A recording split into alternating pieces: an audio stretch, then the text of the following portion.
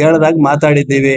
ರವಿಕುಮಾರ್ ಅವರು ಅವತ್ತು ಸ್ಪಷ್ಟವಾಗಿ ಹೇಳಿದ್ದಾರೆ, ಯಾರು ಫ್ರೀಯಾಗಿ ಕೊಡ್ತಾರೋ ಅವ್ರು ಕೊಡ್ಲಿ, ನಮ್ದೇನ್ ಅಭ್ಯಂತರ ಇಲ್ಲ ಅಂತ ಹೇಳಿದ್ರು ಹೊರತು ಕಬಳಿಸ್ತೀವಿ ಮಾಡ್ತೀವಿ. ಇವಾಗ ಬಿಡದಿಯಲ್ಲಿ ಮಾಡ್ತಾ ಇದ್ದಾರಲ್ಲ ದೌರ್ಜನ್ಯದ ಮೇಲೆ, ಆ ತರ ಇಲ್ಲಿ ರವಿ ಅವ್ರು ಹೋಗಿಲ್ಲ. ಯಾಕೆ ರವಿ ಅವ್ರು ವಿಸ್ತಾರ ಮಾಡ್ತೀರಾ? ಅದಕ್ಕೆ ಈಗ ನಮ್ಮ ಮುಕ್ತಾರ್ ಹೇಳಿದಾರೆ, ಅಲ್ಲೇನಿದೆ ಮಾತಾಡ್ಕೊತಾರೆ. ಈಗ ವೆರಿ ಇಂಪಾರ್ಟೆಂಟ್ ಈ ಸಬ್ಜೆಕ್ಟ್ ಯಾಕೆ ತರ್ತಾ ಇದೀವಿ ಅಂದ್ರೆ, 36,450 ಕೋಟಿ ಲೂಟಿ ಆಗೋದು. ಚೆನ್ನಾಗಿ ಪಾಯಿಂಟ್ ಬರೀರಿ, ಇದ್ರಲ್ಲಿದೆ. ಈ ಮನವಿ ಪತ್ರ ಮಾಡಿರೋದು ಈ ದೇಶದ ಮಾಜಿ ಪ್ರಧಾನ ಮಂತ್ರಿಗಳಂತ ದೇವೇಗೌಡ ಮನವಿ ಇರೋದು. ಇದನ್ನ ಡಿಸಿ ಮುಖಾಂತರ ಸರ್ಕಾರಕ್ಕೆ ಇಲ್ಲಿ ಲೆಟರ್ ಹೋಗೋದು, ಸುಮ್ನೆ ಇಲ್ಲಿ ಕೊಟ್ಬಿಟ್ಟು ಹೋಗೋದಲ್ಲ. ಅದಕ್ಕೆ ನಮ್ಮ ಪದಾಧಿಕಾರಿಗಳೆಲ್ಲ ಸಿಗ್ನೇಚರ್ ಹಾಕಿ ಇದನ್ನ ಡಿಸಿ ಅವರಿಗೆ 2.5 ಗಂಟೆಗೆ ಅಪಾಯಿಂಟ್ಮೆಂಟ್ ತಗೊಂಡಿದ್ದೀನಿ. ತಾವು ಮಾಧ್ಯಮದವ್ರು ದಯವಿಟ್ಟು ಡಿಸಿ ಆಫೀಸ್ಗೆ 2.5 ಗಂಟೆಗೆ ಬರ್ಬೇಕು. ಡಿಸಿ ಅವರಿಗೆ ತಮ್ಮ ಮುಖಾಂತರನೇ ನಾವು ಈ ಮನವಿ ಪತ್ರ ನಾವು ಕೊಡ್ತಾ ಇದ್ದೀವಿ.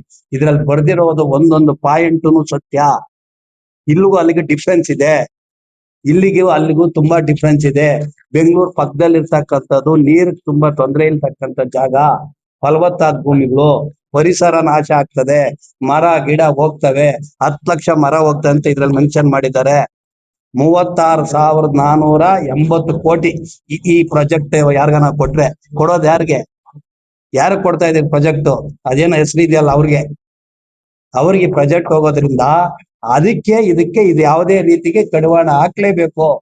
ಇದು ಮುಂದಿನ ಇದು ಮಾಡೋವರೆಗೂ ರೈತರು ಸಹಕಾರ ಕೊಟ್ಟು, ರೈತರು ರಾತ್ರಿ ಆಗ್ಲೂ ಕುಮಾರಸ್ವಾಮಿ ಹತ್ರ ಬಂದು, ನಿಖಿಲ್ ಹತ್ರ ಬಂದು ಹೇಳಿದಕ್ಕೆ ಹೋರಾಟ ಮಾಡ್ತಾರೆ ಹೊರತು ಸ್ವಂತಕ್ಕಲ್ಲ. ತಾವು ಕೇಳ್ದಂಗೆ ಕುಮಾರಸ್ವಾಮಿ ಅವರ ಆಸ್ತಿ ಇದೆ, ಅದಕ್ಕೋಸ್ಕರ ಅಂತ ಏನೋ ತಪ್ಪು ಮಾಹಿತಿಗಳು ಬರ್ತಾ ಇದ್ರೆ ಅದು ತಪ್ಪು ಮಾಹಿತಿ. ಕಾರಣ ಏನಂದ್ರೆ, ಕುಮಾರಸ್ವಾಮಿನ 2006ರಲ್ಲಿ ರಾಜ್ಯದ ಮುಖ್ಯಮಂತ್ರಿಗಳಾದಾಗ ಅವಾಗೆ ನೋಟಿಫಿಕೇಶನ್ ಮಾಡಿದ್ರು.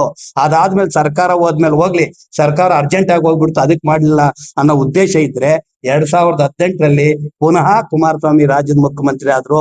ಅವತ್ತಾದ್ರೂ ಕೈಗೆತ್ಕೊಳ್ಬೋದಾಗಿತ್ತು.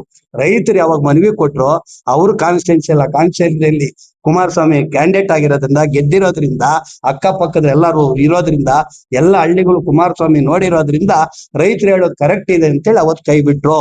ನೋಟಿಫಿಕೇಶನ್ ಕುಮಾರಸ್ವಾಮಿ ಮಾಡಿರೋದು ನಿಜ ಇಲ್ಲ ಅಂತ ಯಾರು ಹೇಳ್ತಾ ಇಲ್ಲ. ಕುಮಾರಸ್ವಾಮಿ ಅವ್ರ ಜಮೀನಿರೋದು ನಿಜ, ಯಾರು ಇಲ್ಲ ಅಂತ ಹೇಳ್ತಾ ಇಲ್ಲ. ಆದ್ರೆ ಈ ಪರಿಹಾರನ ನನ್ಗೆ ಜನ ಬಂದು ಹಿಂಗ್ ಹೇಳ್ದಾಗ ಅವತ್ ನಾನು ಕೈ ಬಿಟ್ಟಿದ್ದೀನಿ. ಇವತ್ತದು ಶತಾಯಗತಾಯ ನಮ್ಮ ವಿರೋಧಿ ಅಂತೇಳಿ ನಮ್ಮ ಯುವ ಘಟಕದ ರಾಜ್ಯ ಅಧ್ಯಕ್ಷರಾದಂತ ನಿಖಿಲ್ ಕುಮಾರಸ್ವಾಮಿ ಅವರು ನಿರ್ಧಾರ ತಗೊಂಡು ಇದೇ 21/6/2026 ಬೆಳಿಗ್ಗೆ 9 ಗಂಟೆಗೆ ಅಂಚಿಪುರದಿಂದ ಹಿಡಿದು ಪಾದಯಾತ್ರೆ ಮಾಡ್ತಾ ಇದ್ದಾರೆ. ಆದ್ರಿಂದ ನಮ್ಮ ಜಿಲ್ಲೆ 1 ಎಕರೆಗಿಂತ ಕಡಿಮೆ ಇರೋ ಸಂಖ್ಯೆ 80%. ಅಂದ್ರೆ ಲೆಕ್ಕ ಹಾಕೊಳ್ಳಿ, ನಿಮ್ಗೆ ಅವ್ರಿಗೆಲ್ಲ 20 ಕುಂಟೆ 10 ಕುಂಟೆ 15 ಕುಂಟೆ ಅವರೆಲ್ಲ ಡೈರಿ ಫಾರ್ಮ್ ಅಷ್ಟು ಜಾಗದಲ್ಲಿ ಅವ್ರು ಏನ್ ಮಾಡಿರ್ತಾರೆ, ಒಂದು ಹಸುಗೆ ಮೇವು ಹಸು ಕಟ್ಕೊಂಡಿರ್ಬೋದು, ಕುರಿ ಸಾಕಾಣಿಕೆ ಇರ್ಬೋದು, ಈ ರೀತಿ ಬದುಕನ್ನ ಕಟ್ಕೊಂಡವ್ರೆ. ಅವ್ರಿಗೆ ಸಿಗೋದು ಎಷ್ಟು? 2 ಕೋಟಿ ಅಂದ್ರೆ 20 ಕುಂಟೆಗೆ ಎಷ್ಟು ಸಿಗುತ್ತೆ? 30 ಲಕ್ಷ 40 ಲಕ್ಷ ಸಿಗುತ್ತೆ. ಏನನ್ನ ಬದುಕನ್ನ ಕಟ್ಕೊಳಕ? ಇವತ್ತು ಬಿಡದಿ ಟೌನ್ ಅಲ್ಲಿ ನಿಮ್ಗೆ ಒಂದು ಸೈಟ್ 50 ರಿಂದ 60 ಲಕ್ಷ ಆಗಿದೆ. ಇಂಥ ಸಂದರ್ಭದಲ್ಲಿ ನೀವು ಮನೆಯನ್ನ ಬದುಕನ್ನ ಹೆಂಗ್ ಕಟ್ಕೊಳಕ್ ಸಾಧ್ಯ? ಅವನು ಇಡೀ ಕುಟುಂಬವನ್ನ ಕಟ್ಕೊಂಡು ಹೆಣ್ಮಕ್ಳು ಮದುವೆ ಮಾಡ್ಬೇಕು, ಗಂಡ್ ಮಕ್ಳು ಇರ್ತಾರೆ, ಅವ್ರನ್ನ ಕಟ್ಕೊಂಡು ಎಲ್ಲಿ ನಗರ ಪ್ರದೇಶದಲ್ಲಿ ವಾಸ ಮಾಡ್ಲಿಕ್ಕೆ ಸಾಧ್ಯನಾ? ಸಾಧ್ಯ ಇಲ್ಲ. ಜೊತೆಗೆ ವೆರಿ ಇಂಪಾರ್ಟೆಂಟ್, ಇವತ್ತು ನೀವು ಗಮನಿಸ್ಬೇಕು, ಇವತ್ತು ಈಗಲ್ಟನ್ ರೆಸಾರ್ಟ್ 67 ಎಕರೆ ಒತ್ತುವರಿಯಾಗಿದೆ. ಅದೇ ಡಿ ಕೆ ಶಿವಕುಮಾರ್ ಸಾಹೇಬ್ರು ಹೇಳ್ತಾರೆ, ಆ 67 ಎಕರೆ ಒತ್ತುವರಿಯಾಗಿದೆ, 1 ಎಕರೆಗೆ 12 ಕೋಟಿ ರೂಪಾಯಿ ಫಿಕ್ಸ್ ಮಾಡಿ ಅವ್ರಿಗೆ ನೋಟಿಸ್ ಕೊಟ್ಟವ್ರು. ನೀವು 12 ಕೋಟಿ ರೂಪಾಯಿ ಕೊಡ್ಬೇಕು 1 ಎಕರೆಗೆ. ಇದಕ್ಕೆ ಅಡ್ಜಸ್ಟೆಡ್ ಲ್ಯಾಂಡ್, ಇದಕ್ಕೆ ಈ ತೆವರಿಗೆ ಒತ್ಕೊಂಡಂತ ಜಾಗ ಅದು. ಈಗ ಈ ಕಾಂಪೌಂಡ್ಗೆ ಹೊಂದ್ಕೊಂಡಾಗಿರುವಂತ ಜಾಗನೇ ಅಕ್ವೈರ್ ಮಾಡಿರೋದು. ಈ ಕಾಂಪೌಂಡ್ಗೆ ಇರ್ತಕ್ಕಂಥದ್ದು ಈಗಲ್ಟನ್ ರೆಸಾರ್ಟ್ಗೆ. ಇದಕ್ಕೆ ನೀವು ಕೊಡ್ತಾ ಇರೋದೆಷ್ಟು? 2,14,00,000. ಎಷ್ಟು ವ್ಯತ್ಯಾಸ? ಸಾಧ್ಯನಾ ಇದು?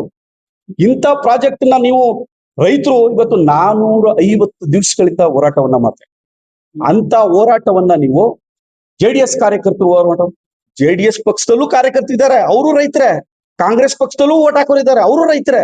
ಬಿಜೆಪಿ ಪಕ್ಷದಲ್ಲಿ ಓಟ್ ಹಾಕೋರು ಇದ್ದಾರೆ, ಅವರು ರೈತರೇ. ರೈತರು ಯಾವ ಪಕ್ಷದಲ್ಲಿಲ್ಲ? ಎಲ್ಲ ಪಕ್ಷದಲ್ಲೂ ಇದ್ದಾರೆ. ಅಲ್ಲಿ ಹೋರಾಟ ಮಾಡಿ 450 ದಿವಸದಿಂದ ಕೂತಿರ್ತಕ್ಕಂಥದ್ದು ನಿಜವಾದ ಆ ಮಣ್ಣಿನ ಮಕ್ಕಳು. ಆ ಬಿಡದಿಯ ಏನು ಇವತ್ತು ಬೈರಮಂಗ್ಲ ಗ್ರಾಮದಲ್ಲಿ ಆ ಹಳ್ಳಿ ಮರದ ಕೆಳಗಡೆ 450 ದಿವಸದಿಂದ ಒಂದೊಂದು ಹಳ್ಳಿಯವರು ಇವತ್ತು ಸ್ಟ್ರೈಕ್ ಕೂತಾರೆ. ಅಂತ ಹೋರಾಟಗಾರನ ನೀವೇನ್ ಹೇಳ್ತಾ ಇದ್ರಿ? ನೀವು ಒಂದ್ ಪಕ್ಷಕ್ಕೆ ಸೇರಿದವರು ಅಂತ ನೀವು ಉಡಾಪೆ ಮಾತನಾಡ್ತಾ ಇದ್ರಲ್ಲ.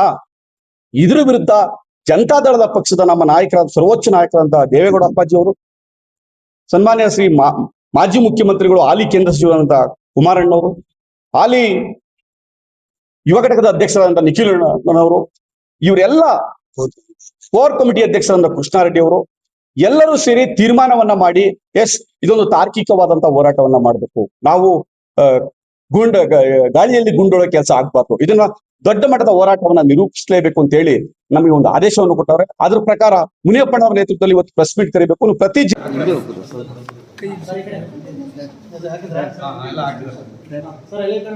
ಎಲ್ಲರೂ ಬರ್ಬೇಕು.